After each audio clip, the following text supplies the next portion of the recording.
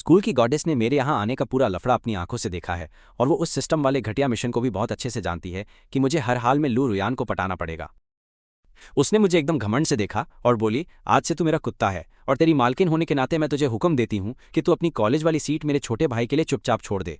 उसका छोटा भाई सिस्टम ने तो कहा था कि वो उसके दिल का वो चांद है जिसे पाना नामुमकिन है।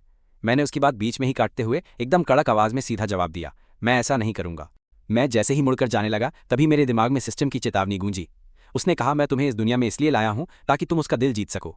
तुम्हें धीरे धीरे उसका प्यार अपने नाम करना होगा और आखिरकार उसे पूरी तरह अपना बनाना होगा। मैंने अपनी भौहें सिकोड़ी। क्या उसका प्यार कोई बहुत बड़ी तोप है जो मैं अपनी जान लगा दूं? ना मुझे पैसा चाहिए, ना ही कोई ताकत, बस उस 2 कौड़ी की औरत के प्यार के लिए जो किसी भी पल रंग बदल सकती है। सिस्टम ने मुझे मक्खन लगाने की कोशिश की, लेकिन देखो तो वो लड़की सच में बहुत खूबसूरत है। मैंने हंसते हुए कहा, अच्छा ऐसा है क्या? उस लड़की की आंखों में एक अजीब सी नफरत और घमंड था, जैसे वो पहले ही ये बाजी जीत चुकी हो। मैंने पूछा, मैं यहाँ आने वाला पहला इंसान तो नहीं हूं ना? उसने अपनी एक भौं ऊपर उठाई और बोली, तू काफी चालाक है। मैंने पूछा, तो मुझसे पहले जो लोग यहाँ आए थे वो कहाँ हैं? उसने कुछ नहीं कहा, बस एक खौफनाक मुस्कान दी। मैंने तंज कसते हुए कहा, वो सब मर चुके हैं ना? आखिर इस मिशन को पूरा करके ही कोई अपनी असली दुनिया में वापस लौट सकता है। चूंकि आज तक कोई भी उसका प्यार नहीं जीत पाया, इसलिए ये मिशन अभी तक अधूरा ही पड़ा हुआ है और वो पिछले सारे लोग अब इस दुनिया में मौजूद ही नहीं हैं। उस औरत के होठों के किनारे एक अजीब सी मुस्कान के साथ ऊपर की तरफ मुड़े और उसने धीरे से अपना मुंह खोलकर वो खौफनाक सच उगलना शुरू किया। उनमें से एक शुरुआत से ही मेरे प्यार में पूरी तरह पागल हो गया था और आखिरकार एक तरफा प्यार के चक्कर में उसने एक इमारत से कूदकर अपनी जान दे दी। मैंने मन में सोचा, क्या चिरकुट इंसान था। दूसरे ने अपनी पूरी काबिलियत के साथ एक वफादार कुत्ते की तरह मेरी सेवा की, लेकिन उसका पूरा फायदा उठाने के बाद मैंने उसे छोड़ दिया और वो बीमारी से तड़पकर एक बहुत ही बुरी मौत मारा गया। तीसरे ने मेरे लिए सारे गंदे और नीच काम किए और फिर उसका पत्ता हमेशा के लिए साफ कर दिया गया। अपनी बात खत्म करने के बाद उसने मुझे चिढ़ाने वाले अंदाज में देखा, चल एक शर्त लगाते हैं, देखते हैं कि तू कितने दिन टिक पाता है, इससे पहले कि तू घुटनों पर गिरकर मुझसे प्यार की भीख मांगे। उसकी आंखों में पागलपन वाली चमक थी। मैंने भी टशन में कहा, तेरी औकात देखकर सिर्फ एक दिन। क्या हुआ? क्या तू कल का दिन भी नहीं देख पाएगा? इतनी जल्दी क्या है मरने की? तभी मेरे दिमाग में सिस्टम की एक बहुत तेज और कान फाड़ देने वाली घंटी बजी। अगर तुमने अभी हार नहीं मानी और उसका दिल जीतने के लिए मेहनत से काम नहीं किया तो मेरे पास तुम पर सख्त कार्रवाई करने के अलावा कोई रास्ता नहीं बचेगा। मैंने अपना सिर उठाया और रोशनी के उस छोटे बिंदु को घूरने लगा। अचानक मेरे शरीर में हड्डियों को चीर देने वाला दर्द उठा। वो एक जोरदार बिजली का झटका था। सिस्टम बोला, ये सिर्फ पहले दर्जे का झटका है, अगर तुम ऐसे ही ढीठ बने रहे। मैंने उसकी बात पूरी होने ही नहीं दी और अचानक अपना हाथ बढ़ाया और उस लड़की का गला पकड़ लिया। मेरी रफ्तार इतनी तेज थी कि उसे सिर्फ मेरी एक परछाई ही नजर आई। मैंने उसका गला कसकर पकड़ा और उसे अपनी तरफ खींच लिया। सांस न मिलने की वजह से उसका चेहरा नीला पड़ रहा था और मैंने एकदम मजे लेते हुए कहा, तो चल फिर हम दोनों एक साथ ही मरते हैं। ये देखकर खेल के मैदान में चारों तरफ चीख पुकार मच गई। मेरे दिमाग में बैठा सिस्टम भी पूरी तरह सदमे में आ गया। वो मेरी इस भसड़ को देखकर सन्न रह गया और फिर उसने खतरे की एक घंटी बजाई। शिकार मर चुका है, ये दुनिया फिर से शुरू होने वाली है। पलक झपकते ही मैं खाली जगह पर पहुंच गया। मुझे बिल्कुल भी खौफ नहीं लग रहा था, बल्कि मैंने सिस्टम की उस छोटी सी रोशनी को कसकर पकड़ा और बिना कुछ बोले एक जोरदार मुक्का जड़ दिया। मेरे दिमाग में रोंगटे खड़े कर देने वाली चीख गूंज उठी। मैं बड़ी बेशर्मी से हंसने लगा। तभी मेरे शरीर में एक और दिल दहला देने वाला बिजली का झटका दौड़ा, जो पिछले वाले से ज्यादा दर्दनाक था। मैंने बिना सोचे समझे उस रोशनी के बिंदु पर लगातार 5 मुक्के जड़ दिए। इस बीच उसने भी मुझ पर कोई रहम नहीं किया और मुझे 4 बार बिजली के तगड़े झटके दिए। हर एक झटके के साथ दर्द इतना ज्यादा भयानक था कि मेरा चेहरा बुरी तरह बिगड़ गया। लेकिन चाहे कितना भी दर्द क्यों ना हो, मैंने अपनी मुट्ठी कस ली और बिना एक भी शब्द बोले बस उस सिस्टम को मुक्के मारता रहा। अच्छा होगा कि तू मुझे अभी झटके देकर जान से मार दे, क्योंकि अगर मुझमें एक सांस भी बची तो मैं तुझे पीट पीट कर मार डालूंगा। ये बोलने के बाद मैंने उस पर 3 और मुक्के जड़ दिए। देखते हैं हम दोनों में से पहले कौन मरता है। 4 घंटे चले। इस गर्दा उड़ा देने वाले लफड़े में 3 बार बेहोश होने के बाद उस सिस्टम ने आखिरकार अपनी हार मान ली और बोला, मैं गलत था, मुझे तुम्हें यहाँ नहीं लाना चाहिए था, मैं तुम्हें अभी वापस तुम्हारी दुनिया में भेज दूंगा। मैंने कहा, तेरी इतनी औकात? मैंने उस सिस्टम को उठाया जो मार खाकर एकदम धुंधला हो चुका था और एकदम ठंडे दिमाग से पूछा, मुझे वापस भेजकर फिर तू कुछ और मासूम लोगों को पकड़ लाएगा ताकि वो उस चुड़ैल के लिए खून की थैली बन सके और वो उनकी बेइज्जती करके उनके गिड़गिड़ाने और उनकी मौत का पूरा मजा ले सके। मैंने बेरहमी से उससे एक और सवाल पूछा, क्या तू जानता है कि किसी इंसान को 1000 बार काटकर मारने में कितने कट लगाने पड़ते हैं? सिस्टम ने एकदम डरते हुए बेहोशी की हालत में जवाब दिया, 3357 कट। मैंने कहा, सही, एक भी कट कम नहीं लगेगा। मैंने अपनी जेब से फल काटने वाला चाकू निकाला और उसे हवा में लहराते हुए ऐसा नाटक किया जैसे मैं अभी उस सिस्टम को गोदने वाला हूं, जिसे देखकर वो खौफ से बुरी तरह कांपने लगा और रोते हुए बोला, मैं तुम्हें अब वापस नहीं भेजूंगा, मैं सच में नहीं भेजूंगा। मेरे बाप अभी यहाँ जो भी कांड हुआ है वो किसी भी तरह उसको पता नहीं चलना चाहिए। मैंने कहा, भाई तू फिक्र मत कर, हमारे सिस्टम सिर्फ मालिक के साथ ही सीधे तौर पर जुड़ सकते हैं। शुरुआत के समय को छोड़कर इस दुनिया में कोई और सिस्टम को ना देख सकता है और ना ही सुन सकता है। मैंने कहा बढ़िया, अब मुझे लू रुयान और उसके उस छोटे भाई की सारी कुंडली निकाल कर दे, और याद रखना मुझे उन दोनों के बारे में सब कुछ पता होना चाहिए। चक्कर आने के बाद मैं फिर से उसी पुरानी जगह पर वापस आ गया। वही खेल का मैदान, वही लव लेटर, और मेरे सामने वही सड़ी शक्ल वाली रुयान खड़ी थी। मेरी शक्ल पर एक बहुत ही एक्साइटेड और खौफनाक स्माइल फैल गई, क्योंकि मैं अब अपना अगला दांव खेलने के लिए पूरी तरह तैयार था। लू रुयान ने अचानक चुप्पी तोड़ी और कहा, मुझे इस बारे में सोचने के लिए थोड़ा वक्त चाहिए। मैंने अपनी आंखों को हल्का सा सिकोड़ा और मेरी आंखों में जो उसे मारने का इरादा था उसकी जगह अब शक ने ले ली थी। इस बीच वो मेरे सामने खड़ी थी। उसके हाथ जैकेट की जेब में थे और वो बुरी तरह कांप रही थी। उसकी हथेलियों पर ठंडा पसीना आ गया था। जब मैंने उसकी गर्दन तोड़ी थी तो सांस रुकने का वो भयंकर दर्द अभी भी उसके दिमाग में ताज़ा था। उसका दिल बहुत जोर जोर से धड़क रहा था। उसे अपने सीने में दिल के धड़कने की आवाज़ साफ सुनाई दे रही थी, लेकिन उसे खुद को शांत रखने का नाटक करना पड़ा, क्योंकि अगर मेरे जैसे एक पागल इंसान को उसकी कमजोरी का पता चल जाता तो वो पक्का मारी जाती। मेरी घूरती हुई खतरनाक नज़र को महसूस करते हुए उसने घबराहट में अपना थूक निकला और मेरे हाथ में पकड़ी उस चिट्ठी की तरफ इशारा किया। क्या वो चिट्ठी मेरे लिए है? मैंने अपना सिर थोड़ा झुकाया और हल्की सी हंसी के साथ बोला, हाँ, ये तुम्हारे लिए ही है। एक पल के लिए रुकते हुए उसने आगे कहा, तो फिर तुम्हें इसके बारे में बहुत अच्छे से सोच विचार कर लेना चाहिए। उसकी बात खत्म होने के बाद मैंने वो चिट्ठी उसकी तरफ उछाली और मुड़कर वहां से जाने लगा। तभी आवाज़ आई, डिंग, आज का मिशन पूरा हुआ। मेरे मालिक कृपया ऐसे ही आगे बढ़ते रहें। पीछे से वो मुझे जाते हुए देख रही थी और पागलों की तरह अपनी सही सलामत गर्दन को छू रही थी।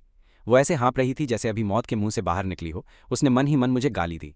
भेस की आंख, क्या पागल आदमी है जो सिस्टम के रूल्स को भी नहीं मानता। ऐसा कौन सा नीच इंसान होता है जो सीधा किसी को जान से मारने पर उतारू हो जाए? क्या इसका दिमाग एकदम खिसक चुका है? मैं इस शरीर के असली मालिक की यादों के सहारे बिल्डिंग की तीसरी मंजिल के आखिरी छोर पर मौजूद क्लासरूम की तरफ बढ़ गया।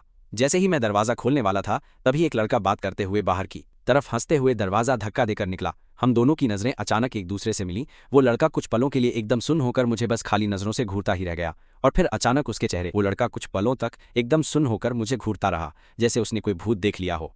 फिर अचानक उसके चेहरे के हाव भाव पूरी तरह बदल गए और उसके होठों पर एक बहुत ही अजीब सी और मेरा मजाक उड़ाने वाली एक बहुत ही घटिया मुस्कान आ गई, जिसे देखकर किसी का भी सिस्टम पूरी तरह हैंग हो जाए। क्या तू अपने उन खास मेहमानों की अच्छी तरह खातिरदारी करके वापस आ गया है?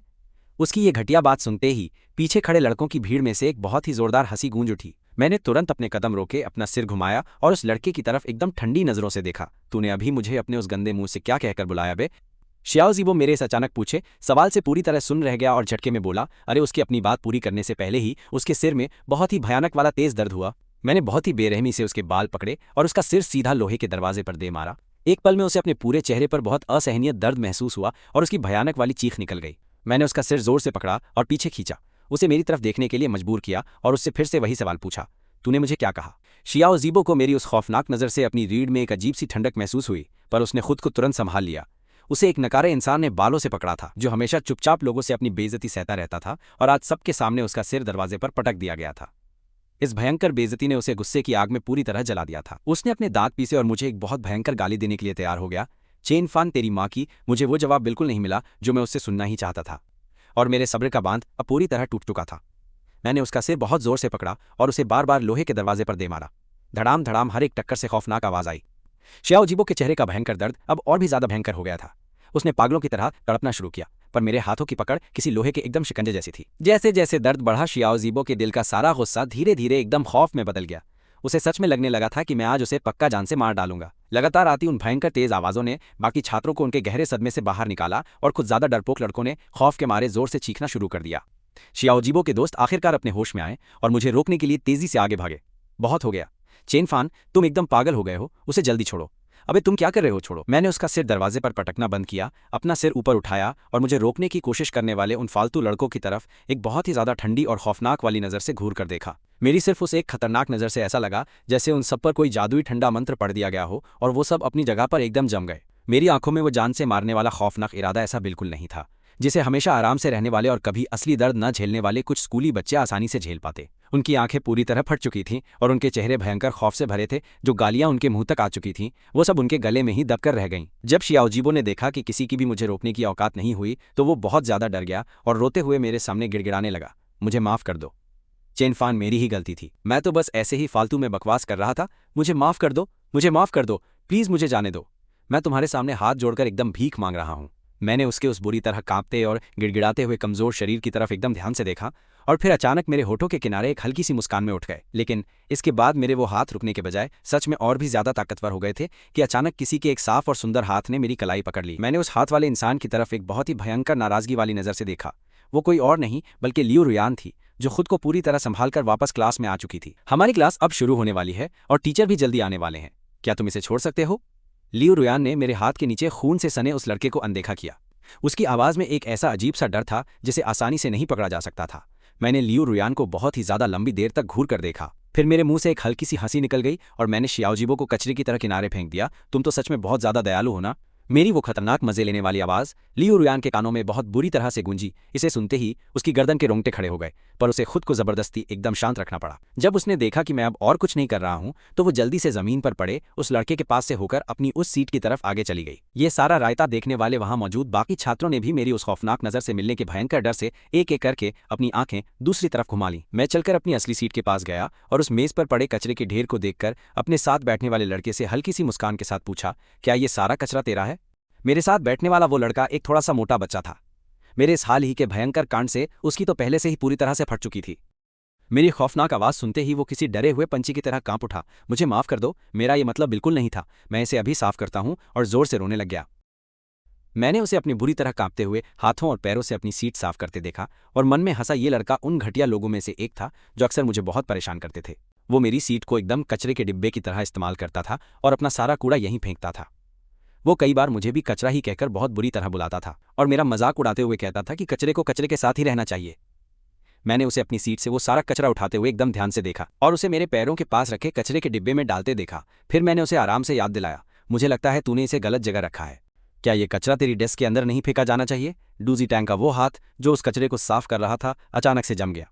उसने मेरी तरफ एक ऐसा चेहरा बनाकर देखा जैसे उसे अपनी बातों पर बिल्कुल यकीन ही ना हो रहा हो, पर मेरी वो ठंडी नजरें देखकर वो तुरंत समझ गया कि मैं कोई मजाक नहीं कर रहा था। अबे चेनफान, तू अपनी हद से ज्यादा बाहर मत जा, पीछे वाली लाइन में बैठा वो लड़का अचानक बोल पड़ा। वो डूजी टैंक का बहुत ही अच्छा दोस्त था। ये देखकर कि मैं अब इस बात को जाने नहीं दे रहा था और मुझे पहले परेशान करने से मिलने वाले उस घमंड के कारण उसने बोलना शुरू किया।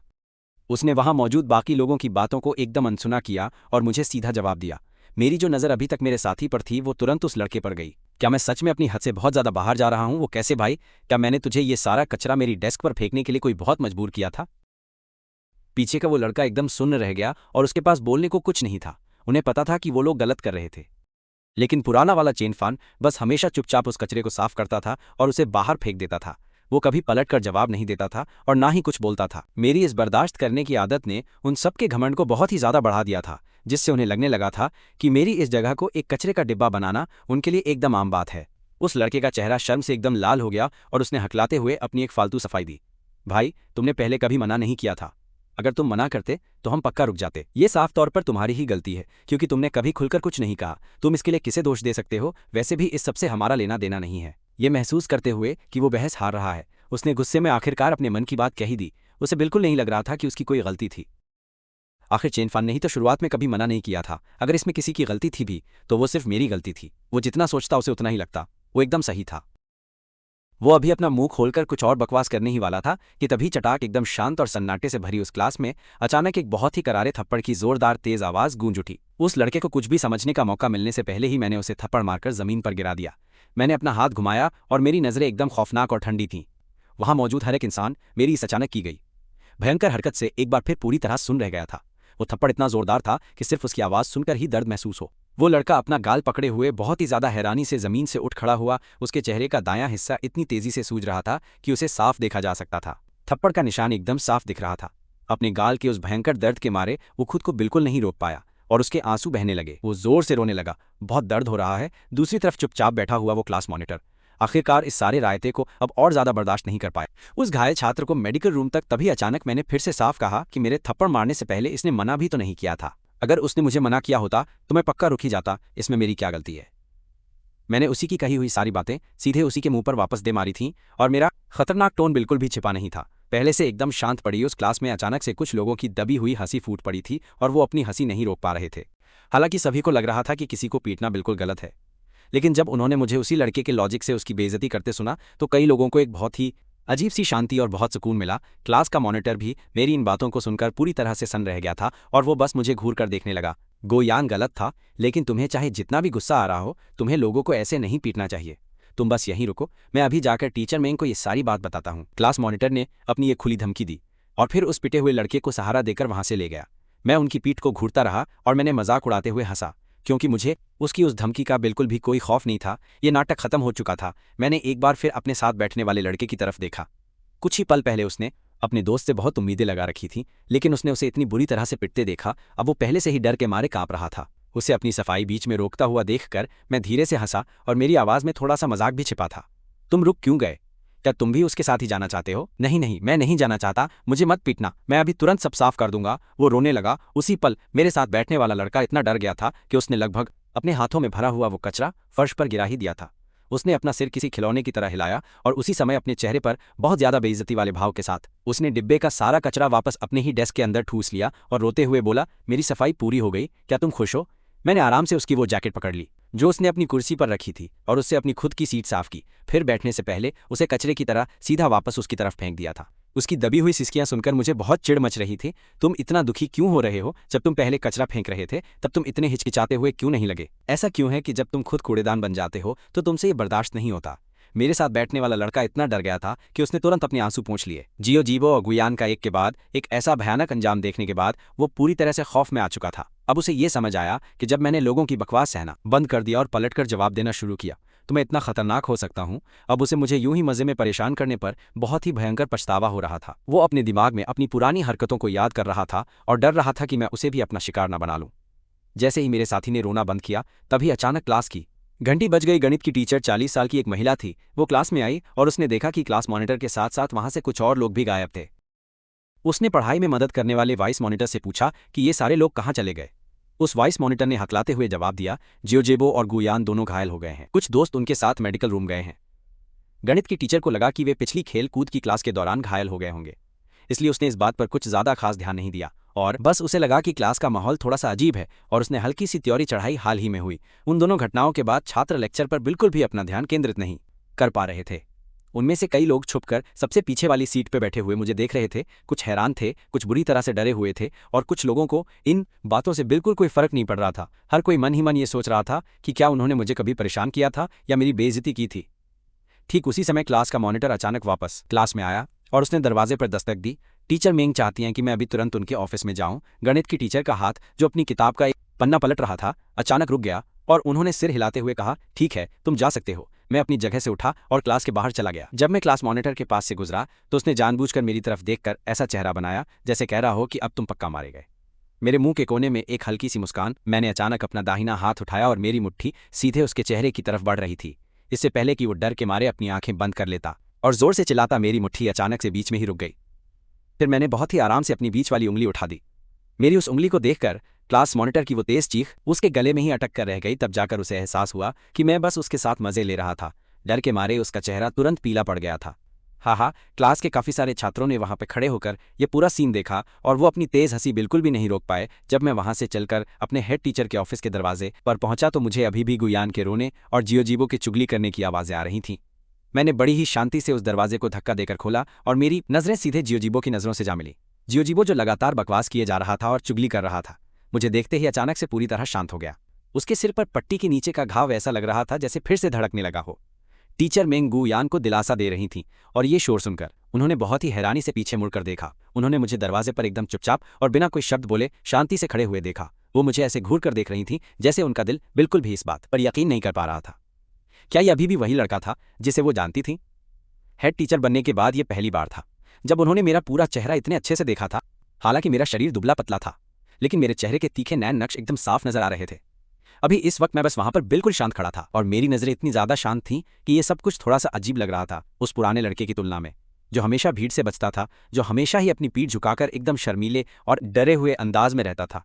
मैं सच में एक बिल्कुल अलग इंसान की तरह लग रहा था। असल में जब टीचर मेंग ने पहली बार चोटों से भरे हुए जियोजीबो और गुयान को ये सारी चुगली करते हुए सुना कि मैंने उन्हें बुरी तरह पीटा है, तो वो इतनी ज्यादा हैरान थी कि उन्हें अपने कानों पर यकीन नहीं हुआ। उनकी नज़र में मैं एकदम शांत और चुप रहने वाला बहुत सीधा साधा लड़का था। किसी को पीटना तो दूर की बात है, दूसरों के परेशान करने पर भी मैं बस चुपचाप उस बेइज्जती को सह लेता था। वो इस बात पर यकीन करना ज्यादा पसंद करती कि जियोजीबो और गुयान खुद ही कहीं गिरकर घायल हो गए थे और अब वो जानबूझकर मुझे इस झूठे इल्जाम में फंसा रहे हैं। और जब तक जियोजीबो और गुयान ने कई बार इस पूरी बात की पुष्टि नहीं कर दी और उनके साथ आए उन सभी छात्रों ने भी एक एक करके मेरे खिलाफ अपनी गवाही नहीं दी, तब तक उन्होंने बहुत बेमन से इस सच्चाई को स्वीकार किया था।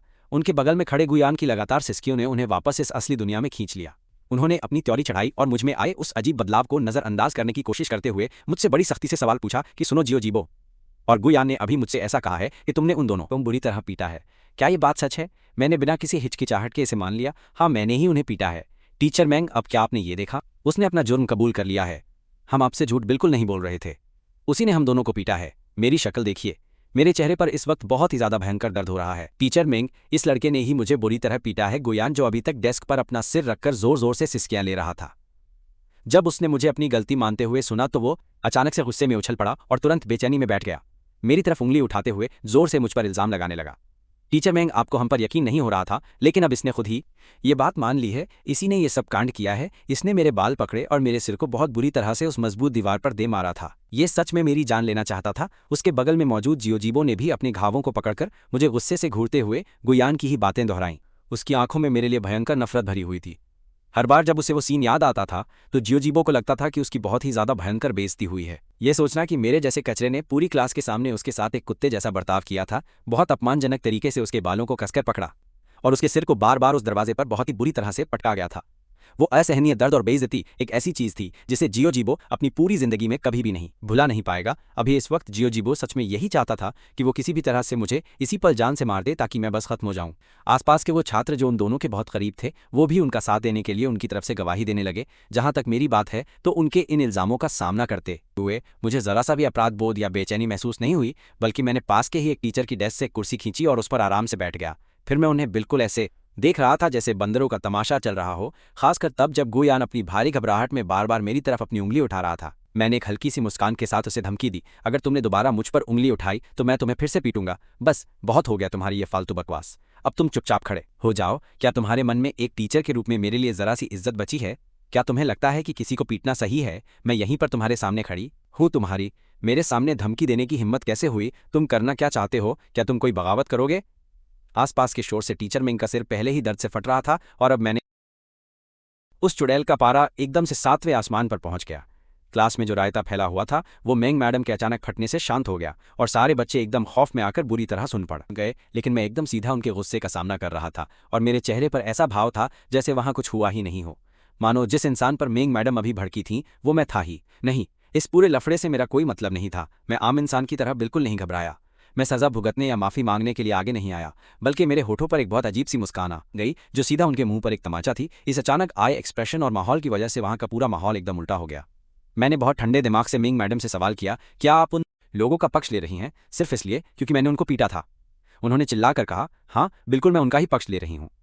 मैंने तुझे खड़ा होने के लिए बोला था, क्या तू पूरी तरह बहरा हो चुका है? ये किस तरह का घटिया रवैया है? मेंग मैडम के पीछे खड़े सारे लोग मेरी तरफ मजे लेते हुए देख रहे थे और उनकी आंखों में मेरे लिए सिर्फ मजाक उड़ रहा था। सबको पता था कि मेंग मैडम इस क्लास की सबसे खूंखार टीचर हैं। जिन बच्चों ने भी उनसे पंगा लिया उनका अंजाम कभी अच्छा नहीं हुआ। अगर उनके घरवालों को नहीं बुलाया गया तो पूरे स्कूल के सामने उनकी सरेआम बेइज्जती कर दी जाती थी और अगर कांड ज्यादा बड़ा होता तो उन्हें स्कूल से निकालकर बाहर फेंक दिया जाता था। मेरी इस बेखौफ हरकत को देखकर वो सब अंदर ही अंदर खुशी से नाच रहे थे, जैसे उन्होंने मेरी बर्बादी पहले ही देख ली हो। मेंग मैडम का वो सीधा जवाब सुनकर मेरे चेहरे की मुस्कान और भी ज्यादा चौड़ी हो गई। मैं खुद को जोर से हंसने से रोक ही नहीं पाया और मेरा ये टशन अपने एकदम चरम पर था। फिर मैंने अपनी बात आगे बढ़ाते हुए उनसे कहा, तो मेंग मैडम, जब जिबो नाम का वो नीच मुझे 10वीं क्लास से लेकर 11वीं क्लास तक लगातार परेशान कर रहा था, तब आप मेरे बचाव में आगे क्यों नहीं आई? जब जिबो और उसके फालतू गुंडे दोस्त मुझे रोज एक बिकाऊ लड़का कहकर बुलाते थे, तब आप मुझे बचाने क्यों नहीं आई? जब गुच्चे पियान और जिबो मुझे हमेशा अकेला कर देते थे और मेरे डेस्क पर कूड़ा फेंककर मुझे कचरे के डिब्बे की तरह इस्तेमाल करते थे, तब आप मेरे लिए क्यों नहीं खड़ी हुई? जब स्कूल खत्म होने के बाद उन सब ने मिलकर मुझे घेर लिया था और लड़कों के बाथरूम में पूरी रात के लिए बंद कर दिया था, तब आप कहाँ थीं? अब जब मैंने बस थोड़ा सा अपना बचाव करना शुरू किया है तो आप इन घटिया गुंडों की तरफदारी करने आ गई। क्या आपको नहीं लगता कि आप बहुत बड़ा दोगलापन दिखा रही हैं? मेरी आवाज़ ज़रूरत से ज़्यादा शांत थी, जैसे कोई ठहरा हुआ पानी हो, मानो जो मैं कह रहा था उससे मेरा कोई मतलब ही ना हो। लेकिन मेंग मैडम मेरी इस एकदम स्थिर आवाज में छुपे हुए भयंकर तंज को साफ महसूस कर सकती थीं। जो डांट वो मुझे मारने वाली थी वो उनके गले में ही अटक कर रह गई और उनके बेकाबू गुस्से की जगह अब शर्मिंदगी ने ले ली थी। मैंने अपनी आधी जिंदगी पढ़ाने में निकाल देने वाली उस टीचर को घूरते हुए अपना सवाल जारी रखा। क्या ऐसा था कि मेंग मैडम ने कभी कुछ देखा ही नहीं, या फिर वो 2 कौड़ी के गुंडे इस बात को छुपाने में बहुत ज्यादा शातिर थे, या फिर ये बात थी कि मैंने कभी आपसे शिकायत नहीं की थी? मेरे इन सीधे सवालों का सामना करते हुए मेंग मैडम का गला सूख गया और वो एक शब्द भी नहीं बोल पाई। वो कुछ सफाई देना चाहती थी लेकिन उन्हें समझ नहीं आ रहा था कि कहाँ से शुरू करें। क्लास के रोजमर्रा के माहौल को याद करते हुए ऐसा कैसे हो सकता था कि उन्होंने कुछ भी नोटिस ना किया हो? बात बस इतनी सी थी कि मैं उस वक्त बहुत शांत और गैर मशहूर था। उन्हें असल में पता था कि मेरी तरह रहने वाले इंसान को बाकी बच्चे पक्का परेशान करेंगे, लेकिन उन्होंने सोचा कि जब तक बात हद से बाहर नहीं जाती तब तक ये सिर्फ क्लास के बच्चों के बीच की छोटी मोटी अनबन ही है। पर उन्होंने सच में कभी सपने में भी नहीं सोचा था कि मेरे खिलाफ ये नफरत इतने भयंकर और खतरनाक रूप तक पहुंच चुकी थी। मेंग मैडम ने पूरी तरह सदमे में पीछे मुड़कर उन बच्चों को देखा जिन्हें वो अपने पीछे छुपाकर बचा रही थीं, और उनकी आंखों में अब एक गहरा शक पैदा हो चुका था। मेंग मैडम के पीछे छुपकर सारा तमाशा देख रहे जीबो और गुयान को तब कुछ भसड़ होने का एहसास हुआ जब उन्होंने मुझे अपने साथ हुए उस सारे नीच बर्ताव के बारे में इतने खुलेआम बोलते हुए सुना। खासकर जब उन्होंने देखा कि मेंग मैडम उनकी तरफ उस खौफनाक नज़र से देख रही हैं तो वो हड़बड़ाकर अपनी सफाई पेश करने लगे। मैडम, मैंने कुछ नहीं किया, आप इसकी बकवास मत सुनिए। मैंने इसके बारे में कभी कोई झूठी अफवाह नहीं फैलाई। ये मुझ पर झूठा इल्जाम लगा रहा है। हाँ मैडम, ये बिल्कुल सही कह रहा है, मैंने भी कभी ऐसा कुछ घटिया काम नहीं किया। आप इस चिरकुट की बातों पर बिल्कुल भी भरोसा मत करना। गुयान ने भी डर के मारे अपनी सफाई देनी शुरू कर दी और वो पागलों की तरह उम्मीद कर रहा था कि मैडम उनकी बात मान लेंगी, लेकिन मैं उन्हें इतनी आसानी से कैसे छोड़ सकता था। मैंने कहा, अच्छा ऐसा है क्या? तो क्या तुम मैडम को वो असली वजह बताने की हिम्मत रखते हो जिसके लिए मैंने तुम्हारी कुटाई की थी? क्या है तुम में इतनी हिम्मत? इस बार जिबो मुझसे और भी ज्यादा नफरत करने लगा था और मन ही मन मेरी चमड़ी उधेड़ना चाहता था। जैसे ही मैडम ने मेरी बात सुनी उन्हें पक्का यकीन हो गया कि जिबो ने पहले जो भी कहानी गढ़ी थी वो 100% सफेद झूठ था। वो तुरंत जिबो की तरफ मुड़ी और उनकी नजरें किसी बाज की तरह इतनी तेज और खतरनाक थीं जैसे वो उसके अंदर का सारा सच चीर कर बाहर निकाल लेंगी। उन्होंने कहा, बोल आखिर बात क्या है? चेन फैन ने तुम्हें क्यों मारा? अगर तूने झूठ बोलने की जुर्रत की तो मैं अभी जाकर बाकी बच्चों से सारा सच उगलवा लूंगी। मेंग मैडम की आवाज बर्फ से भी ज्यादा ठंडी थी, जिसमें ना सुनने की कोई गुंजाइश ही नहीं बची थी। मैडम की इस खौफनाक नजर को देखकर जिबो की रूह कांप उठी और उसने अपना सिर नीचे झुका लिया और हकलाते हुए कुछ बड़बड़ाने लगा। मैं तो बस इसके साथ थोड़ा मजाक कर रहा था। सच में मैंने कुछ भी इतना घटिया नहीं बोला था, लेकिन उसकी आवाज धीरे धीरे इतनी कम हो गई कि कुछ भी सुनाई नहीं दे रहा था। एक छोटा सा मजाक किसी सीधे साधे और शांत रहने वाले इंसान को हाथ उठाने पर मजबूर कर सकता है। क्या तुम्हें लगता है कि मैं इस बकवास पर यकीन कर लूंगी? ठीक है, अगर तू सीधे मुंह जवाब नहीं देगा तो। वांग ताओ, तू मुझे सच बता। जिबो का वो डरा हुआ चेहरा देखकर मैडम का चेहरा गुस्से से और भी ज्यादा लाल हो गया। जब अचानक वांग ताओ का नाम लिया गया तो वो बुरी तरह चौंक गया। वो भी जिबो की टीम का ही था और इस वक्त उसकी भी हवा टाइट थी, लेकिन मैडम के खौफनाक दबाव के आगे वो टिक नहीं पाया और हकलाते हुए जवाब दिया। जिबो ने जब चेन फैन को देखा तो उसने कहा कि अभी अभी ग्राहकों को खुश करके वापस आया है। जब वांग ताओ आखिरी शब्दों तक पहुंचा तो उसकी आवाज डर के मारे एकदम गायब हो चुकी थी। मैडम ने एक जोरदार आवाज के साथ डेस्क पर अपना हाथ पटका। मेरे अलावा वहां मौजूद बाकी सब इतने खौफ में आ गए कि किसी की भी चूं करने की हिम्मत नहीं हुई। पूरे ऑफिस में ऐसा सन्नाटा छा गया जैसे सांप सूंघ गया हो। इस वक्त मैडम का चेहरा गुस्से से पीला पड़ चुका था और उनके माथे की नसें तन गई थीं, जो उनके अंदर के भयानक गुस्से और निराशा को साफ दिखा रही थीं। उन्होंने सपने में भी नहीं सोचा था कि इस उम्र के बच्चे ऐसी नीच और घटिया बातें कर सकते हैं। जिबो, गुयान, कल अपने घर वालों को यहाँ बुलाकर लाना, मुझे उनसे तुम्हारी परवरिश के बारे में बात करनी है। मैडम, ऐसा नहीं है, आप जैसा सोच रही हैं वैसा कुछ नहीं है। गुयान और जिबो ने अपनी बात समझाने की कोशिश की, लेकिन उनकी बात बीच में ही रह गई क्योंकि मैडम की खौफनाक घूरती आंखों ने उन्हें चुप करा दिया। उन्होंने कभी सपने में भी ऐसा नहीं सोचा था। उन्होंने तो ये पूरा रायता मुझे फंसाने के लिए फैलाया था, लेकिन आखिर में वो खुद ही बुरी तरह फंस गए। बस बहुत हुआ क्या, मैंने जो कहा वो तुम्हें साफ साफ समझ नहीं आया? तुम सब यहाँ से दफा हो जाओ। चेन फैन, तू यहीं रुक। जिबो, गुयान और बाकी सब बस अपने कंधे झुकाए हुए एक एक करके वहां से निराश होकर चले गए। उनके बाहर जाने के बाद अब ऑफिस में सिर्फ मैं और मेंग मैडम ही बचे थे। मैडम वापस अपनी कुर्सी पर बैठ गईं और मुझे देखने लगीं और अब उनके अंदर का गुस्सा भी धीरे धीरे शांत होने लगा था। कुछ पल पहले वो अपने गुस्से में एकदम अंधी हो चुकी थीं और उन्होंने कुछ खास नहीं सोचा था, लेकिन अब जब वहां सिर्फ वो और मैं थे तो मैडम को अचानक से बहुत ज्यादा अजीब महसूस होने लगा और उन्हें समझ नहीं आ रहा था कि अब आगे क्या किया जाए। कुछ देर के अजीब सन्नाटे के बाद मैडम ने इस खामोशी को तोड़ने के लिए एकदम अजीब तरीके से खांसने का नाटक किया ताकि वो इस भारी माहौल को थोड़ा हल्का कर सकें और मुझसे कोई ढंग की बात शुरू कर सकें। लेकिन मेरा टशन अभी भी वही था। मैं बस चुपचाप खड़ा रहा और अपनी उस ठंडी मुस्कान के साथ उनकी इस अजीब हालत का पूरा मजा ले रहा था। मुझे पता था कि अब खेल पूरी तरह से मेरे हाथ में आ चुका है और ये सब देखकर मुझे अंदर ही अंदर बहुत सुकून मिल रहा था। मैंग मैडम ने अपनी नजरें चुराईं और फिर एक गहरी सांस ली ताकि वो खुद को दोबारा शांत कर सकें और एक टीचर की तरह पेश आ सकें। ये खामोशी अब और भी ज्यादा भारी हो चुकी थी। फिर उन्होंने एक अजीब सी खांसी के साथ इस सन्नाटे को तोड़ा ताकि इस माहौल को किसी तरह से ठीक किया जा सके। मैडम मैंग ने मुझसे कहा, तेरे साथ हुए इस लफड़े की मैं पूरी जांच करूंगी। अगर बात सच निकली तो उन नीच और छपरी लड़कों को उनकी औकात जरूर दिखाऊंगी, आज पक्का। मैंने उस टीचर को एकदम घूर कर देखा। मेरी वो खतरनाक खौफनाक नजरें सीधा उसके दिमाग का दही कर रही थीं और एकदम अंदर तक घुस रही थीं, जिससे वो बुरी तरह से घबरा गई थी। मेरी उस भयंकर शांति ने उसकी पूरी तरह से फाड़ दी थी। वो सोचने लगी कि शायद उसने कोई बहुत बड़ी भसड़ कर दी है, इसलिए वो दोबारा बोली, चेन फान, मुझे पूरी उम्मीद है कि तू मुझ पर भरोसा करेगा। मैं वादा करती हूँ कि शियाओ, जिबो और गुयान के इस घटिया कांड का पूरा पक्का वाला इलाज पक्का ही करूंगी आज। मैं उन दो कौड़ी के लड़कों को उनकी असली औकात दिखाऊंगी। ये बकवास करने के बाद उसने एक गहरी सांस ली और उसकी आंखों में एक अजीब सा झूठा पछतावा दिख रहा था। मुझे पता है कि ये मेरी बहुत बड़ी गलती थी जो मैं इतने लंबे समय तक ये बिल्कुल नहीं देख पाई कि वो साले लड़के हमेशा तुम्हारे साथ इतनी गंदी भसड़ मचाते थे। मुझे सच में माफ़ कर दो। मैं उम्मीद करती हूँ कि तुम मुझे माफ़ करोगे, लेकिन मैं जो अभी तक एकदम चुप था उसका ये फालतू रोना धोना देखकर अचानक से बहुत ज़ोर से हंसा था आज। मेरी एकदम शांत नज़रें अब बहुत ही भयानक तरीके से उसे घूर रही थीं, जैसे मैं उसके दिमाग के अंदर चल रहे उस पूरे घटिया कांड को देख रहा हूँ। मैंने एकदम मज़े लेते हुए उससे पूछा, क्या ये सच है कि तुम्हें इस भयंकर वाले लफड़े के बारे में कुछ भी नहीं पता था? क्या सच में तुम्हें किसी कांड की कोई भनक नहीं थी? मेरे इस खतरनाक सवाल पर वो अपनी आंखें चुराने लगी। उसे बिल्कुल समझ नहीं आ रहा था कि मुझे क्या पता है और क्या नहीं उसकी फट चुकी थी। उसका चेहरा एकदम पीला पड़ गया, पर फिर भी वो बेशर्मों की तरह खड़ी हुई और चिल्लाकर अपना बचाव करते हुए बोली, तुम कैसी घटिया बकवास कर रहे हो? अगर मुझे पहले इस रायते का पता होता तो मैं पक्का रोकती, और तुम्हारा ये कैसा रवैया है? बेइज्जती तो तुम्हारी हुई थी, तो तुमने आकर मुझे पहले क्यों नहीं बताया था? नीच इंसान, क्या तुम्हें अब तक का इंतजार करना था? वो खुद को सही साबित करने के लिए और भी बहुत कुछ बोलना चाहती थी, लेकिन उसकी जुबान लड़खड़ा गई थी क्योंकि उसके पसीने छूट गए थे। उसके होठों तक आते आते शब्द पूरी तरह बेदम हो गए, क्योंकि कहीं न कहीं उसके घटिया दिल के किसी कोने में थोड़ा सा पछतावा तो पक्का ही था। मैंने उस शर्मिंदा और गुस्से से भरी औरत की तरफ एकदम बोर होकर देखा। फिर मैं बिना कोई भाव दिए तुरंत खड़ा हो गया आज वापस जाने के लिए। तो फिर सारा रायता अब आपको ही साफ करना पड़ेगा। मैडम मैथ के टीचर ने मुझे वापस आते देखा, पर कुछ नहीं बोला। मुझे अपनी जगह पर बैठने का इशारा कर दिया और कहा कि चुपचाप पढ़ाई पर ध्यान दो। मैं आराम से अपनी सीट पर गया और अपने साथ वाले लड़के की किताब छीन कर पढ़ने लगा। बाकी लड़कों की घूरती खौफनाक नजरों को अनसुना किया। मैंने उन चिरकुटों की तरफ देखा तक नहीं, और जिस लड़के की मैंने किताब छीनी थी उसकी तो इतनी भयंकर फट चुकी थी कि उसने अपनी चूं तक नहीं निकाली नहीं। उसे पूरी उम्मीद थी कि वो चुड़ैल जैसी टीचर मुझे पक्का कोई भयंकर सजा देगी या कम से कम मेरी जगह बदल देगी, लेकिन इसके बदले उसे जो मिला वो ही मजेदार था। गुयान और शियाओ जीबो दोनों रोते हुए वापस आए और बताया कि उन्हें दूसरों को परेशान करने के जुर्म में अपने माता पिता को बुलाना पड़ेगा, जबकि मैं एकदम गर्दा उड़ाकर बच गया। सिर्फ इतना ही नहीं सुनने में आया है कि वो खड़ूस चुड़ैल मेरे साथ हुए इस पूरे कांड की बहुत गहराई से जांच भी करने वाली है। अब उन सबकी तो भयंकर तरीके से फटने वाली है। जब क्लास के बाकी नालायक बच्चों ने यह सुना कि मैडम इस लफड़े की पूरी भसड़ खोलने वाली है, तो वो खौफ के मारे कांपने लगे, अपना दिमाग दौड़ाने लगे कि कहीं उन्होंने मुझे कभी किसी बात पर छेड़ा तो नहीं था। आज की आखिरी क्लास भी जल्दी खत्म हो गई। मैंने अपना वो फटा हुआ स्कूल बैग उठाया और एकदम नफरत भरे चेहरे के साथ उसे सीधा अपने पीछे रखे उस कचरे के डब्बे में पूरी ताकत से फेंक दिया, जो बैग पिछले 7 सालों से मेरे साथ टिका हुआ था।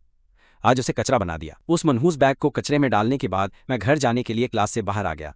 बाकी सारे बच्चे अपना खाना खाने चले गए, क्योंकि उन सबको रात वाली क्लास भी अटेंड करनी थी। वैसे तो मुझे भी रात की क्लास लेनी थी, पर मेरी वो माँ यांग में ही सोचती थी कि मैं रात की क्लास के बहाने वहां बैठकर सिर्फ अपना टाइम पास ही करता हूं, और अगर मैं रात को क्लास में चला गया तो घर पर उसके उस लाडले बेटे का ध्यान कौन रखेगा। इसलिए दोपहर की पढ़ाई पूरी करने के बाद मुझे भागकर आज स्कूल जाना पड़ता था, उसके उस नालायक बेटे को मिडिल स्कूल से वापस घर लाने के लिए। उसके बाद मुझे घर का सारा खाना बनाना पड़ता था और कपड़े धोने पड़ते थे उन लोगों की नज़रों में जिन्हें कुछ पता ही नहीं था। मेरा स्कूल खत्म होने के बाद बिना रात की क्लास लिए सीधे घर आ जाना ज्यादा मजे और जलन वाली बात लगती थी सच में, लेकिन सिर्फ मुझे यह भयानक सच पता था कि बाकी छात्रों के लिए जो पढ़ाई का टाइम एकदम बोरिंग होता था, मेरे लिए बस वही एक ऐसा टाइम था जब मैं थोड़ा आराम करता। मेरा घर स्कूल से काफी ज्यादा दूर है। नॉर्मल दिनों में छुट्टी के बाद मुझे भागते हुए फैंग वेई के स्कूल जाना पड़ता था उसे साथ लाने के लिए और उसके भारी बैग को उठाने के लिए। लेकिन आज वाले मुझे इस बात से रत्ती भर फर्क नहीं पड़ता कि फैंग वेई जिए या मरे। जब से मैं उस अनंत दुनिया में घुसा हूं, मैंने आज कभी किसी आम इंसान वाली सादी जिंदगी का मजा ही नहीं लिया था। इसलिए आज स्कूल से निकलते ही मेरा मूड बहुत बढ़िया था और मैं टहलने के लिए निकल पड़ा। उस खाने पीने की सड़क के आसपास घूमते हुए उस भीड़ भाड़ वाले इलाके में एक अलग सी शांति महसूस कर रहा था। एक पल के लिए मुझे आज ऐसा ही लगा जैसे मैं कोई आम इंसान ही हूं। मेरे दिमाग में चल रहे उस भयंकर खौफनाक शोर को थोड़ी सी राहत मिल गई थी। जब तक मैंने जी भरकर घुमा, सूरज पहले ही पश्चिम में डूबने लग गया था। अगर ये पुराना वाला मैं होता तो अब तक घर का सारा खाना बना चुका होता और पूरे परिवार के मैले कपड़े धो रहा होता। मैं आराम से चलकर अपने घर वापस गया और मैंने जूते अलमारी से अपने लिए चप्पलों का एक नया जोड़ा बाहर निकाला। तभी अचानक दाईं तरफ से एक खौफनाक काली परछाई हवा को चीरते हुए आवाज के साथ मेरी तरफ आई। मैंने अपने जूते बदलने का वो काम बीच में बिल्कुल नहीं रोका, बस अपना सिर हल्का सा तिरछा किया और आसानी से उस भयंकर हमले से बच गया। धड़ाम जमीन पर किसी भारी चीज के गिरने की आवाज के साथ ही मुझे फैंग वेई की वो भयंकर गालियां भी सुनाई दी। चेन फेंग, तू 2 कौड़ी का नीच कचरा है, तूने बचने की हिम्मत कैसे की? जरा टाइम देख, तेरी हिम्मत कैसे हुई मुझे स्कूल से लेने नहीं आने की? क्या तू मरना चाहता है? यहां से निकल जा। जूते बदलने के बाद मैंने अपनी आंखों के कोने से देखा कि फैंग वेई ने अभी अभी जो भयंकर चीज मेरी तरफ फेंकी थी वो कांच का एक एशेट्रे था। ये बात साफ थी कि वो नीच मुझे कोई इंसान बिल्कुल नहीं समझता था। अगर मैं अभी उस खतरनाक हमले से नहीं बचा होता तो मेरा सिर फट चुका होता और खून बह रहा होता। मैंने गुस्से में पागल उस फैंग वेई को अनदेखा किया और उसकी बजाय जूते की अलमारी पर रखी उस पारिवारिक तस्वीर को एक और बार ध्यान से देखा। उस फोटो में मेरे माता पिता दोनों के चेहरों पर एक प्यारी और शांत सी झूठी मुस्कान थी। वो दोनों छोटे फैंग वेई को पकड़े थे और खुश नजर आ रहे थे। बात सिर्फ इतनी थी कि मैं उस फोटो में नहीं था। फैंग वेई की आंखें फटी रह गईं। वो यकीन न करने वाली नजरों से अपने सामने खड़े इंसान को घूरने लगा। ये इंसान जो हमेशा डर कर रहता था और उसकी हर बात मानता था, उसने उसे अनदेखा करने की जरूरत कर दी थी। सिर्फ इतना ही नहीं, मैंने उसकी माँ की खरीदी हुई नई चप्पलें पहनने की हिम्मत भी कर ली थी। फैंग वेई अचानक से बहुत ही ज्यादा गुस्से में भड़क उठा। उसका चेहरा लाल हो गया और उसके हाथ कसकर मुट्ठी में बदल गए थे। तेरी हिम्मत कैसे हुई मेरी माँ की खरीदी हुई नई चप्पल पहनने की? इन्हें अभी उतार दे। क्या तेरी इतनी औकात भी है? क्या तू आज मुझसे पंगा ले रहा है? मैं तुझे जान से मार दूंगा तू साले। आवारा कुत्ते की औलाद। वो जवानी की उम्र में था और उसकी आवाज इतनी तीखी और चुभने वाली थी जैसे वो मेरे कान के पर्दों को फाड़कर रख देगी। मैंने परेशान होकर अपना माथा सिकोड़ा और मेरी एकदम ठंडी नजर सोफे पर खड़े होकर पागलों की तरह चीख रहे उस फैंग वेई पर सीधा पड़ी। यांग मेई के बेहिसाब प्यार और भयंकर लाड़ प्यार की वजह से फैंग वेई एक बहुत ही गंदा मोटा सुअर बन चुका था। वो सिर्फ 1 मीटर लंबा था पर उसका वजन 85 किलो था। गुस्से से उसका चेहरा लाल हो जाता था। क्या तेरे मुंह में दही जम गया है? मैं तुझसे कुछ पूछ रहा हूँ। इससे पहले कि मैं कुछ बोलता फैंग वेई की गालियां बढ़ गईं। ये सब बोलते हुए वो एकदम भयंकर गुस्से में मेरी तरफ आगे बढ़ा। उसका वो पहले से ही बहुत गंदा चेहरा अब गुस्से से मुड़ गया था और ज्यादा खूंखार लग रहा था। उसकी आंखों में एक बहुत घटिया सी चमक उठी जिसमें एक अजीब सी गंदी खुशी भी मिली हुई थी। फैंग वेई वो नीच इंसान है जो सिर्फ अपने ही परिवार पर भौंकने वाला कुत्ता है। घर में तो वो यांग मेई का बहुत ही ज्यादा प्यारा बेटा है जिसे एकदम राजकुमार जैसा माना जाता है, लेकिन स्कूल में बाकी बच्चे फैंग वेई को हमेशा एक मोटा गंदा सुअर ही कहकर बुलाते थे। स्कूल में उसकी हालत बिल्कुल वैसी ही घटिया थी जैसी पहले मेरी हुआ करती थी। घर और बाहर के इस भयंकर फर्क ने फैंग वेई के उस फालतू और झूठे घमंड को बहुत जोर का तगड़ा झटका दिया था। इसलिए घर पर वो नीच हमेशा मुझे परेशान करने में ज्यादा मजे लेता था और मुझ पर अपना गुस्सा निकालकर उस दर्द को बराबर करने की कोशिश करता था। मैंने देखा वो सोफे से लुढ़क कर उठा और मुट्ठी तानकर मेरी तरफ आगे बढ़ा। उसे देखकर मेरी त्योरी चढ़ गई। सच में वो एकदम नीच और घटिया इंसान लग रहा था। उस छपरी के शरीर की चर्बी उसकी हर एक हरकत के साथ ऐसे हिल रही थी जैसे सुअर के मांस का कोई चलता फिरता टुकड़ा हो, एकदम घटिया और तेल से सना हुआ। तो इससे पहले कि वो मेरे पास आ पाता, मैंने सीधा अपना पैर उठाया और उसकी तरफ एक जोरदार लात मार दी। मेरी वो लात एकदम साफ सटीक और बहुत ही ज्यादा तेज गति वाली थी। उसने मेरी हरकत को साफ तौर पर देखा तक नहीं, उसे बस अपनी नजरें धुंधली सी महसूस हुई और फिर अचानक उसके पेट में एक बहुत भयंकर दर्द उठने लगा था। फिर उसका पूरा भारी शरीर किसी ऐसी कटी हुई पतंग की तरह था जिसकी डोर टूट गई हो और वो बाहर की तरफ हवा में उड़ रहा हो। एक तेज धमाके की आवाज आई। पीछे रखा हुआ वो सोफा और कांच की टेबल दोनों ही उसके भारी शरीर के टकराने से हवा में उड़ गए थे। वो सिर्फ तभी रुका जब वो सीधा जाकर टकराया। जमीन से लेकर छत तक बनी हुई उस खिड़की से टकराकर वो बेहोश हो गया। घर को शांत देखकर मेरा मूड अब उस पूरे घर का मुआयना करने का हुआ था। वो घर 100 वर्ग मीटर से भी ज्यादा बड़ा था। वहां उस लिविंग रूम के अलावा सिर्फ 2 बड़े बेडरूम, एक बहुत अच्छी सी रसोई और एक बड़ा सा बाथरूम था। उन 2 बेडरूम्स में से एक कमरे पर यांग मेई का कब्जा था और दूसरे पर उस छपरी का, जहां तक मेरी बात है, जिसने इस घर में 10 साल से भी ज्यादा वक्त एकदम नौकर बनकर बिताया। मेरे पास कभी भी अपना खुद का कमरा नहीं था। सिर्फ इतना ही नहीं, मेरे पास सोने के लिए एक ढंग का बिस्तर तक नहीं था। मैंने हर जगह उसकी तलाश बहुत अच्छी तरह की। आखिरकार बाथरूम के सबसे अंदरूनी हिस्से में मुझे मेरे सोने की जगह मिल ही गई। मैं दरवाजे पर खड़ा था। घिन से त्योरी चढ़ाते हुए मैंने सामने रखे उस घटिया से बिस्तर को लात मारी। वो एक बहुत ही खस्ताहाल और पुराना बिस्तर था, एकदम जर्जर लग रहा था। लोहे का वो फ्रेम ऐसा लग रहा था जैसे वो किसी भी पल टूटकर बिखरेगा।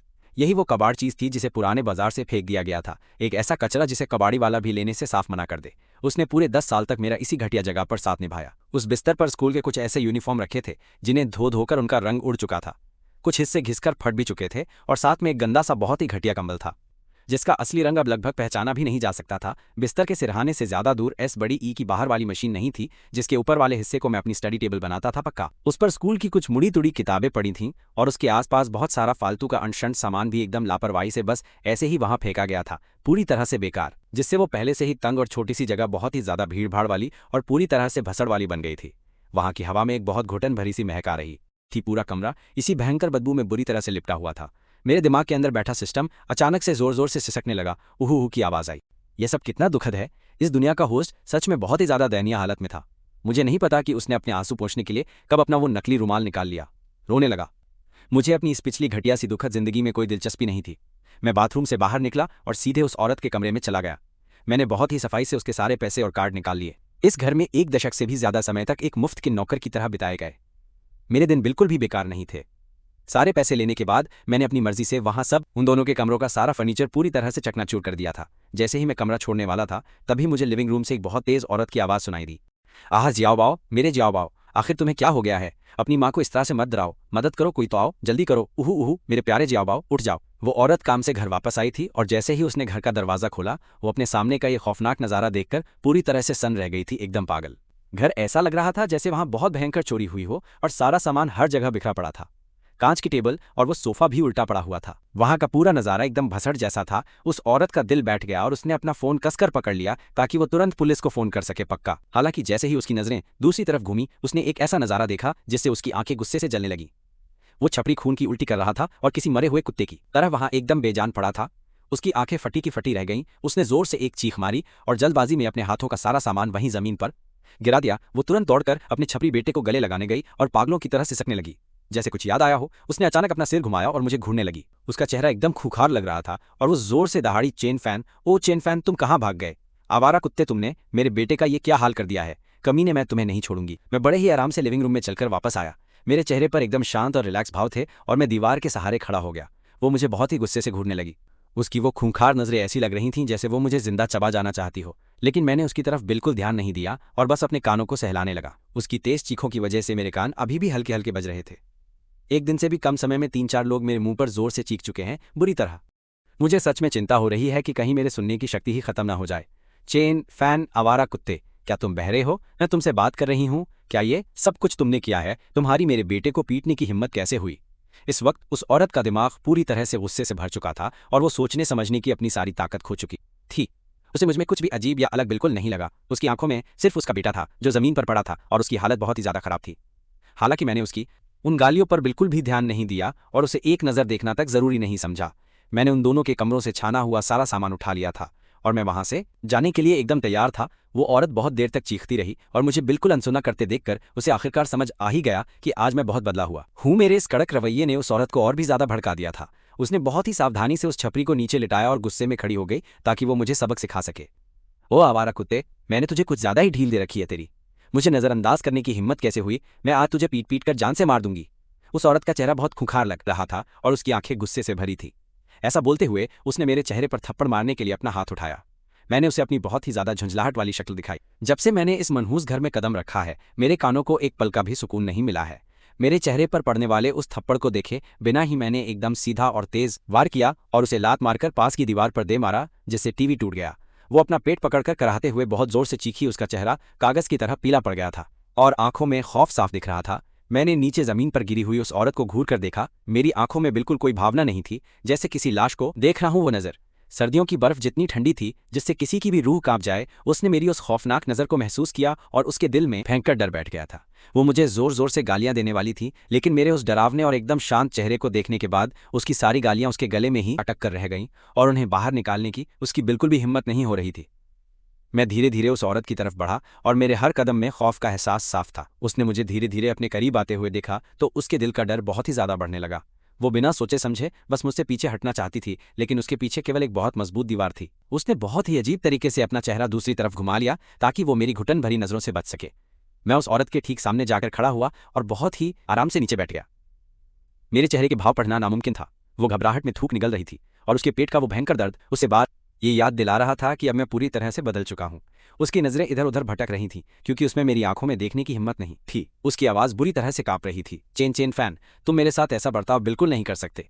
मैं तुम्हारी माँ हूं। मैंने ही तुम्हें पाल पोस कर इतना बड़ा किया है और अब तुम्हारी मुझे मारने की हिम्मत कैसे हुई? तुमने अपने छोटे भाई को भी पीटा है। जरा सोचो तुम्हारे पिता की मौत कैसे हुई थी। अगर तुम ना होते तो आज वो जिंदा होते और अब तुम मेरे साथ ऐसा बर्ताव कर रहे हो। क्या तुम अपने मरे हुए पिता के लायक भी हो? उसने इन फालतू की बातों का इस्तेमाल मेरी भावनाओं से खेलने के लिए किया था। हर बार जब वो मेरे पिता का नाम लेती थी तो मुझे काबू करना बहुत आसान हो जाता था, क्योंकि वो अक्सर मुझे इसी तरह दर्द देती थी। पिता का नाम आते ही उसकी वो कमजोर आवाज बहुत ही ज्यादा मजबूत और हावी होने लगी थी, जैसे वो जो भी कह रही हो एकदम सही बात हो। हाँ, ये बिल्कुल सच है। अगर उस साल तुम नहीं होते तो उसका पति कैसे मरता? ये सब सिर्फ और सिर्फ तुम्हारी वजह से हुआ है। मनहूस कहीं के, ये सब तुम्हारी गलती है। ये पूरा कांड तुम्हारी वजह से हुआ। तुम्हें मर जाना चाहिए था। अगर तुम नहीं होते तो मेरे पति की जान नहीं जाती। तुम मेरे लिए बहुत बड़ा पनौती हो। वो जितना ज्यादा बोल रही थी उसे उतना ही लग रहा था कि मुझे मर जाना चाहिए। उसका गुस्सा फिर से उसके डर पर हावी हो गया था। वो बहुत ही खुखार चेहरे के साथ मुझे बद्दुआ देने लगी थी, जैसे मैं उसकी जिंदगी का सबसे बड़ा दुश्मन हूँ। उसके गुस्से ने मेरी उन खौफनाक नजरों को अनदेखा कर दिया। जब वो ज्यादा भड़की तो उसने मुझे थप्पड़ मारने के लिए अपना हाथ उठाया। मैंने बिना किसी भाव के उसका हाथ हवा में ही पकड़ लिया और फिर सिर्फ एक हड्डी टूटने की आवाज आई। उसकी कलाई का वो दर्द, मेरी कातिल नजरों ने उसकी गालियां हलक में सुखा दी। उसका पीला डरपोक चेहरा देखकर मजा आ गया। खौफ से उसका ठंडा पसीना लगातार टपक रहा था। अब उसे समझ आ गया था कि मेरी कातिल नजरें मजाक नहीं थी। मैं सच में उसे एक मुर्दे की तरह घूर रहा था। मेरा असली खौफ देखकर उसकी फट गई। मैं सच में उस डायन को जान से मारना चाहता था। वो यांग मेई अंदर से बुरी तरह खौफ खा चुकी थी और अब वो मरना नहीं चाहती थी। उसका बेटा श्याओबाओ अभी बहुत छोटा था और उसने अभी तक ऐशो आराम की, वो लालची जिंदगी नहीं जी थी। उसे ऐसे सिर नीचे झुकाए डरा हुआ देखकर मैंने बेरहमी से उसका जबड़ा पकड़ लिया था। मैंने जबरदस्ती उसका सिर ऊपर उठाया और उसे मेरी आंखों में देखने के लिए मजबूर किया। दर्द के बावजूद वो मुझसे छुड़ाने की औकात नहीं रखती थी। उसे मेरी शांत और खौफनाक आंखों को देखना पड़ा। मैंने पूछा, तुम मुझसे इतनी नफरत करती हो? मेरी आवाज़ ठंडी और शांत थी, जैसे मैं किसी फालतू चीज़ के बारे में बात कर रहा हूँ।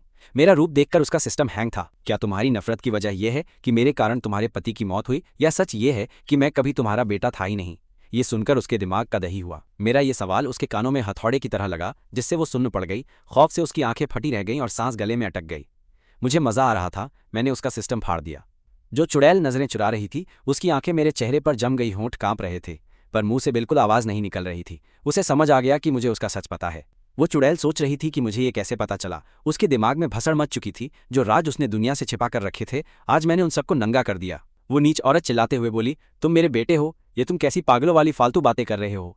मैंने ही तुम्हें पेट से जन्म दिया है। तुम सिर्फ मेरे बेटे हो। उसकी आवाज़ एकदम चुभने वाली और भारी थी। वो पागलों की तरह खुद को सही साबित कर रही थी, जैसे गले से जबरदस्ती झूठे शब्दों को बाहर निकाल रही हो। उस नालायक औरत ने आंखें फाड़कर मेरी तरफ देखा। उसकी आंखों में खौफ के मारे लाल खून उतरा हुआ था। जज्बातों की वजह से उसके चेहरे की नसें अजीब तरह से फड़क रही थी।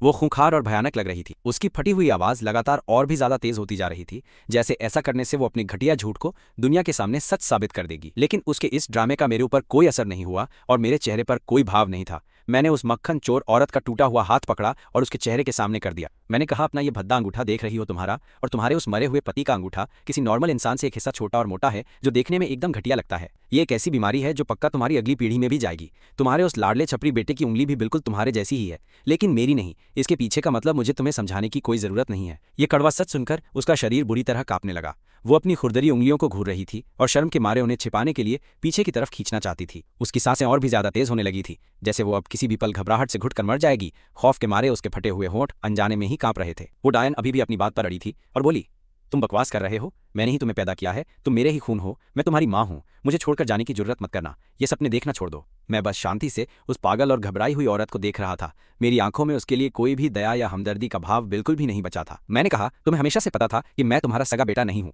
इसीलिए तुमने मुझे एक दुश्मन की तरह समझा, क्योंकि तुम्हारा असली बेटा मेरी पहचान छीनकर वो मजे लुट रहा है, जो तुम उसे जिंदगी भर मजदूरी करके भी नहीं दे पाते, ताकि तुम्हारा वो नालायक बेटा आगे चलकर तुम्हें पाल सके। तुमने उसे पक्का अपना लिया होगा और मुझ पर नजर रखने के लिए तुम दोनों अभी भी आपस में बात करते होगे। तो इसका मतलब यह है कि वो लड़का तुम्हारे उसी अमीर मालिक के परिवार का हिस्सा है, जियांग कॉर्पोरेशन का वो छोटा मालिक। जियांग यू ही तुम्हारा असली सगा बेटा है। क्या मैं सही कह रहा हूँ? मैंने उस औरत के कागज जैसे सफेद उड़े हुए चेहरे को लगातार घूरा और उसकी आंखों में वो साफ दिखने वाला मौत का डर देखा। मुझे लग रहा है कि मेरा अंदाजा बिल्कुल भी गलत नहीं था। मैंने उस चुड़ैल का वो ठंडा पसीने से भीगा हुआ चिपचिपा हाथ पूरी नफरत के साथ झटके से दूर फेंक दिया और वहां से खड़ा हो गया। उस पल ऐसा लगा जैसे उसके शरीर से पूरी जान ही निकल चुकी थी और वो बस गिरने वाली थी। वो सदमे में थी और सोच रही थी कि आखिर मुझे इस राज के बारे में कैसे पता चल गया। उसे लगा था कि उसने अपना ये कांड बहुत ही अच्छी तरह से दुनिया से छुपा लिया है और मुझे पूरी जिंदगी में कभी भी इस सच का पता नहीं चलेगा। जैसे ही उसने मेरे अपनी असली पहचान को वापस पाने के बारे में सोचा, उसके दिल में एक खौफनाक बेचैनी और गुस्से का गुबार एकदम से फूट पड़ा। नहीं, वो ऐसा बिल्कुल नहीं होने देगी। उसने उस साल मुझे और अपने बेटे को बदलने के लिए बहुत बड़ा कांड किया था, ताकि वो अपने चिरकुट बेटे के लिए रुतबा, पैसा और वो सब कुछ हासिल कर सके जो आज उसके पास है। वो मुझे ये सब बर्बाद करने की इजाजत कभी नहीं देगी। उसका बेटा जियांग परिवार का दूसरा सबसे छोटा और लाडला वारिस है। तुम जैसे एक दो कौड़ी के अनाथ की क्या औकात है कि तुम उसकी जगह ले सको? वो यही सब सोच रही थी। इस वक्त मेरे लिए उस औरत की नफरत और गुस्सा अपनी सारी हदें पार कर चुका था। वो दिल से यही दुआ कर रही थी कि मैं इसी पल कुत्ते की मौत मारा जाऊं। सिर्फ मेरी मौत से ही वो अपने उस नालायक बेटे का भविष्य हमेशा के लिए सुरक्षित रख सकती थी। मैंने ऊपर से उसकी तरफ देखा। उसकी आंखों में मुझे मारने की खूंखार चाहत साफ दिखाई दे रही थी और मेरे चेहरे पर एक शैतानी मुस्कान आ गई। मेरी आंखों में एक अजीब सी चमक आई और फिर तुरंत गायब हो गई। मैंने उससे पूछा, क्या हुआ? तुम्हारा दिमाग खराब हो गया है क्या? तुम मुझे जान से मारना चाहती हो? वो डर के मारे बोली, नहीं नहीं, मैं तो गलत थी। मेरी बात सुनकर उसके अंदर जो मुझे मारने की वो घटिया चाहत पैदा हुई थी, वो एक ही झटके में हवा हो गई। अब जाकर उस बेवकूफ औरत को कुछ अकल आई और उसे अपनी औकात समझ में आ गई थी। उसने जल्दी से गिड़गिड़ाते हुए मुझसे माफी मांगना शुरू कर दिया। अभी जो हालात बन चुके थे, उसमें उसे ये सोचना चाहिए कि वो और उसका नालायक बेटा अब मेरी नजरों से बचकर जिंदा कैसे रहेंगे। उसे अब मेरी बातों को मानकर एक कुत्ते की तरह दुम हिलाते हुए देखकर मैंने उसे आखिरी बार चेतावनी दी। मुझे इस असली और नकली वारिस के फालतू ड्रामे में कोई दिलचस्पी नहीं है, लेकिन अगर तुमने मेरी पीठ के पीछे कोई भी चालाकी करने की कोशिश की तो तुम्हारा खेल खत्म हो जाएगा। मेरी लंबी और पतली उंगलियों ने आराम से उस चुड़ैल का जबड़ा ऊपर उठाया। यह हरकत देखने में भले ही प्यार भरी लग रही थी, लेकिन इसमें एक ऐसा खुखार और जानलेवा खौफ छिपा था जिसका वो सामना नहीं कर सकती थी। उस वक्त मेरी आंखों में एक ऐसा खतरनाक और जानलेवा गुस्सा उबल रहा था जिसे देखकर किसी का भी दिल कांप उठता। मैंने अपनी आंखें थोड़ी छोटी की और मेरे चेहरे पर एक शैतानी मुस्कान आ गई। मेरी आवाज़ बहुत ही ज़्यादा शांत और ठंडी थी, लेकिन इसे सुनकर किसी की भी रूह कांप जाती। मैंने कहा, मैं तुम्हें और तुम्हारे उस छपरी बेटे को एक ही पल में सड़क पर ला दूंगा। तुम सब कुछ खो दोगे, और सिर्फ इतना ही नहीं, मैं तुम्हारा ऐसा बुरा हाल करूंगा कि तुम इस दुनिया में पैदा होने के लिए भी पछताओगी। कमरे की हवा भी मेरे खौफ से एकदम जम चुकी थी। उस पल वहां का समय बहुत ही ज्यादा लंबा और डरावना लग रहा था। मेरी वो खौफनाक बातें उस औरत के दिमाग में लगातार गूंज रही थी। वो बहुत अच्छी तरह से जानती थी कि मैं उससे कोई फालतू मजाक नहीं कर रहा हूँ। उस चुड़ैल को अपनी हद में रहने की आखिरी चेतावनी देने के बाद मैं वहां से उठ खड़ा हुआ और उसकी तरफ एक नज़र देखे बिना ही अपना सारा सामान उठाकर सीधे उस कमरे से बाहर निकल गया। मैं उस बेवकूफ़ औरत को फर्श पर लाचार पड़े हुए छोड़ गया, जो अभी तक सदमे में थी और उसे कुछ भी समझ नहीं आ रहा था। उसके पास एक और बेहोश इंसान भी पड़ा हुआ था। काफी लंबे समय के बाद उस डायन को कुछ होश आया और उसने अपने बचे हुए सही हाथ से कांपते हुए किसी को कॉल करने के लिए अपना फोन बाहर निकाला। फोन की बीप की आवाज़ वहां लगातार गूंजने लगी। कुछ ही सेकंड के बाद सामने वाले ने कॉल उठा लिया। क्या मैंने तुम्हें मना नहीं किया था कि मुझे ऐसे मुंह उठाकर फालतू में कॉल मत किया करो? फोन के दूसरी तरफ से एक आदमी की चिढ़ी हुई आवाज़ आई। अपने उसी लाडले बेटे की आवाज़ सुनकर वो औरत आखिर अपने आंसू रोक नहीं पाई और बुरी तरह फूट फूट कर रोने लगी। वो बहुत ज़्यादा खौफ में थी और बोली, शाओ यू, अब मैं क्या करूँ? चेन फैन को सब कुछ पता चल गया है। वो तुम्हारी असली पहचान के बारे में जान गया है। मुझे समझ नहीं आ रहा कि मैं क्या करूं, अब हमारा क्या होगा?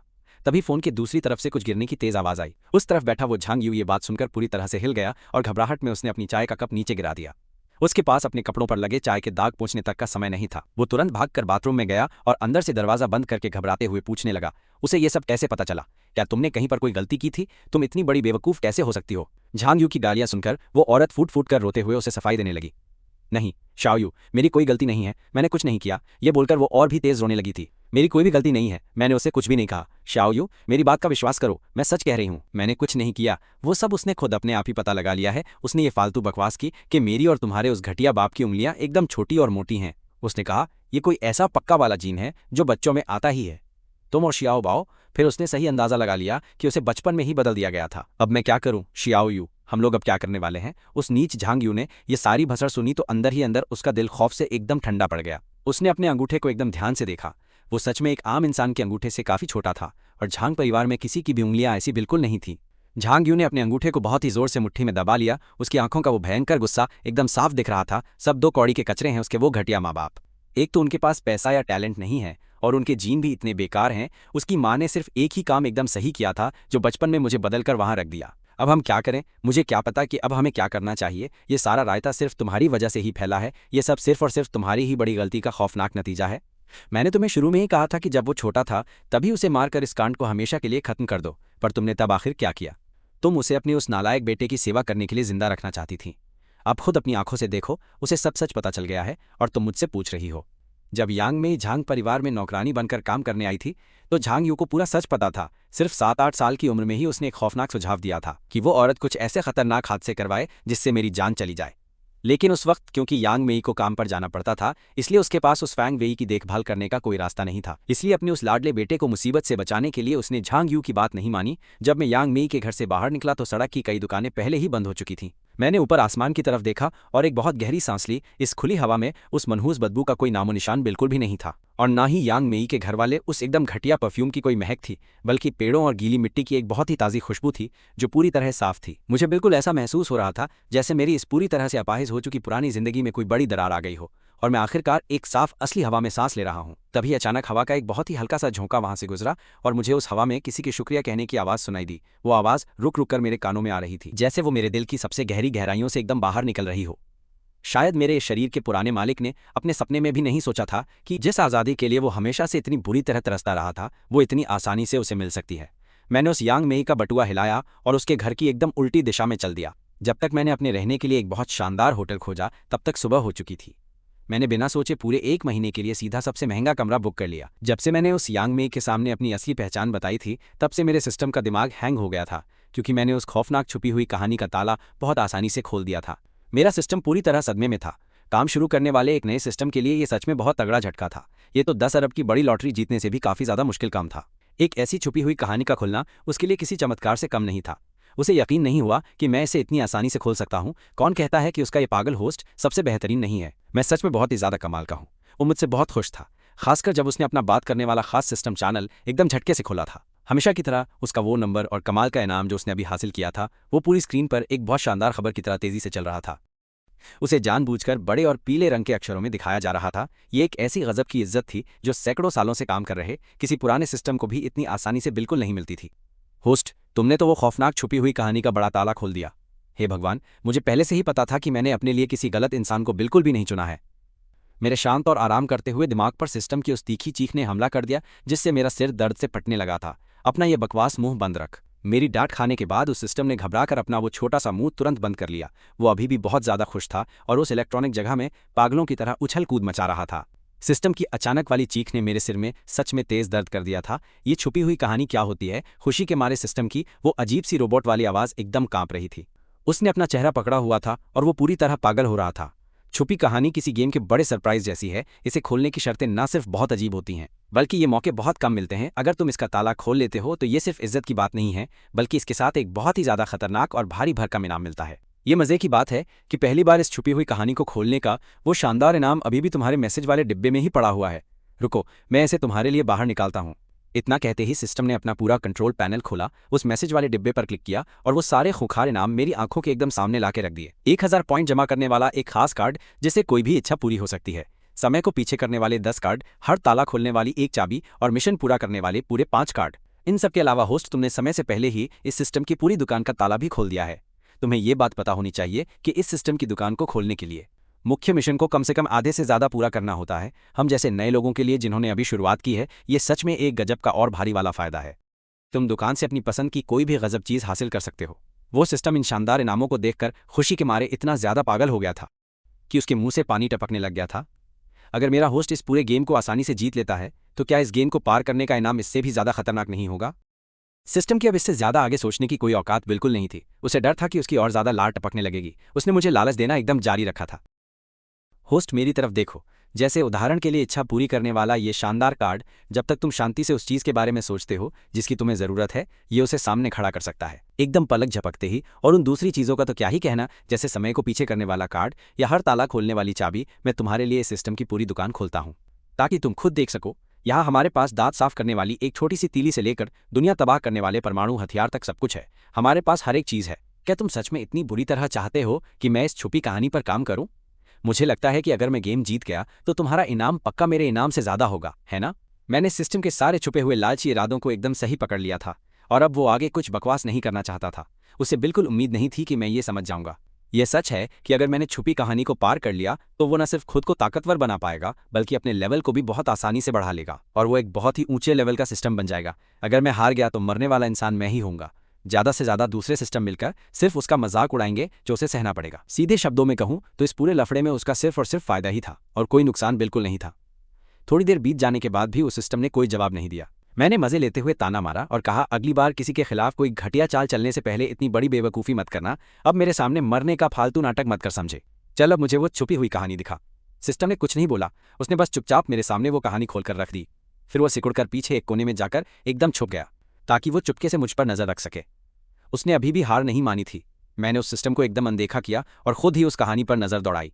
मैंने अभी तय नहीं किया था कि इस छुपी कहानी को शुरू करना है या नहीं, इसलिए मुझे सिर्फ शुरुआत वाला हिस्सा ही दिख रहा था। असल में उस साल मिसेज जियांग पेट से थी और उनकी डिलीवरी का टाइम एकदम पास था। तभी अचानक उन्हें दादी के मरने की खबर मिली, इसलिए वो उसी रात मायके भाग गईं और भसड़ ये हुई कि रास्ते में ही उनका किडनैप हो गया। उस टाइम पुलिस से अपनी जान बचाने के लिए उन किडनैपर्स ने सिर्फ एकदम सुनसान और कच्चे रास्तों का इस्तेमाल किया था। किस्मत से मिसेज जियांग को बचा लिया गया, लेकिन इस भयंकर झटके के कारण उनकी पानी की थैली फट गई। सब कुछ इतनी जल्दी हुआ कि किसी को भी कुछ समझ नहीं आ रहा था। मिसेज जियांग को किसी बड़े अस्पताल ले जाने का बिल्कुल टाइम नहीं बचा था। साथ वाले डॉक्टर ने तुरंत फैसला लिया और गाड़ियों को पास वाले एक छोटे अस्पताल की तरफ ले जाने को कह दिया। डिलीवरी के इस भयंकर कांड में उन्हें 6 घंटे का टाइम लग गया था और वहां मौजूद सभी की हालत डर से बहुत ज्यादा खराब हो गई थी। जब बच्चे ने जन्म लिया तो सभी ने राहत की सांस ली, लेकिन ये खुशी बहुत कम टाइम के लिए थी और आगे बड़ा कांड होने वाला था। मिसेज जियांग के शरीर से अचानक बहुत बुरी तरह से खून बहने लगा और ताजे खून ने तुरंत उस डिलीवरी बेड को लाल कर दिया था। उस टाइम वहां मौजूद सभी का ध्यान सिर्फ मिसेज जियांग पर था। नए पैदा हुए उस लड़के को जल्दी से साफ किया गया और सीधा नर्सरी में ले जाया गया। उसी टाइम पर वो यांग में भी उसी छोटे से अस्पताल के अंदर अपने बच्चे को जन्म दे रही थी।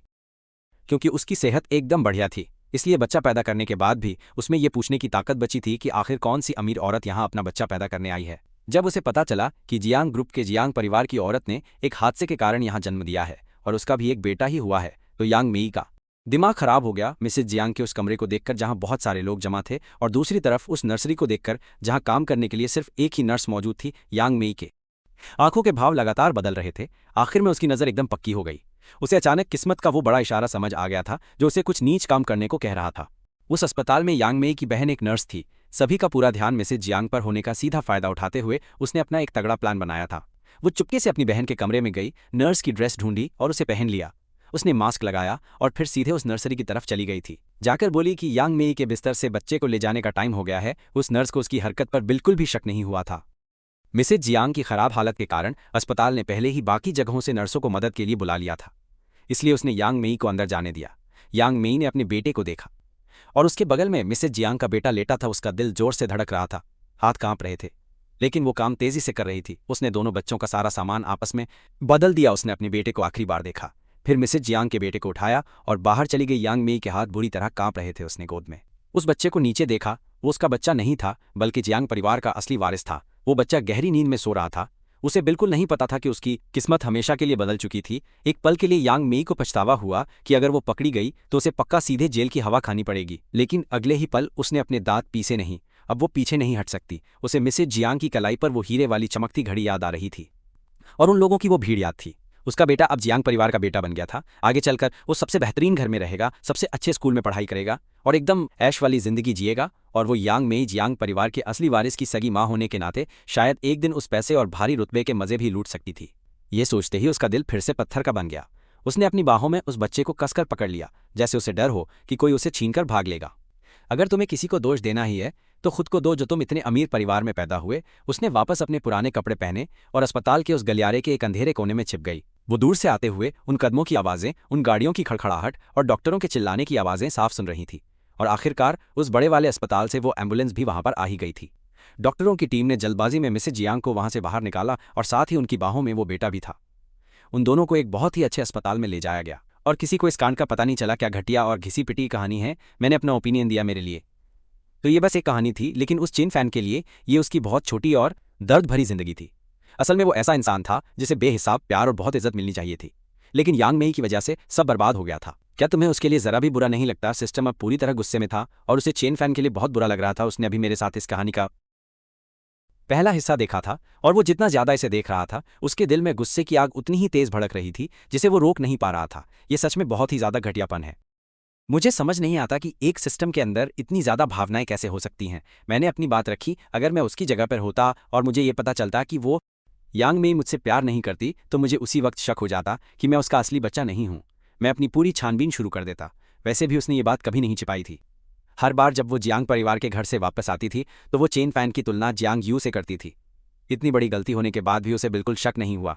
एक ऐसा इंसान जिसने खुद से ही हार मान ली हो, उसके लिए हमदर्दी क्यों दिखाएं? क्या इसलिए हमदर्दी दिखाएं क्योंकि उसने अपनी पूरी जिंदगी में सिर्फ बेइज्जती और बहुत भयंकर दर्द सहा है, या फिर इसलिए हमदर्दी दिखाएं क्योंकि वो ये सब चुपचाप सहने में माहिर था? वो सिस्टम जो चुपचाप चेन फैन को कोस रहा था। मेरी ये बात सुनकर पूरी तरह से सन्न रह गया। हाँ, ये सही है। यांग मेई ने चेन फैन के साथ ऐसा घटिया बर्ताव क्यों किया और फिर भी चेन फैन को एक बार भी शक क्यों नहीं हुआ? मैंने उस छिपी हुई कहानी के सबसे मेन मिशन को बहुत ही ध्यान से देखा। जियांग परिवार में वापस जाओ और यांग मेई के परिवार और जियांग यू को उनके किए की सजा दो। मैं अपनी हंसी रोक नहीं पाया। सिर्फ तुम्हारी जैसी बकवास और कचरा किताबों में ही ऐसा भयंकर घिसा पिटा प्लॉट हो सकता है। असली जिंदगी में अगर ऐसा इंसान सच में मौजूद होता, भले ही वो ना बदला गया हो और एक बड़े अमीर परिवार में पला बढ़ा हो, फिर भी आखिर में उसके माता पिता उसे अनाथ छोड़कर भाग ही जाते। गाइज, अगर ये स्टोरी आपको थोड़ी सी भी पसंद आई हो और इसका नेक्स्ट पार्ट चाहिए हो तो बस इस वीडियो को हाइप करके 100 कमेंट्स और 600 लाइक्स कर देना। बस मैं नेक्स्ट पार्ट तुरंत ले आऊंगा।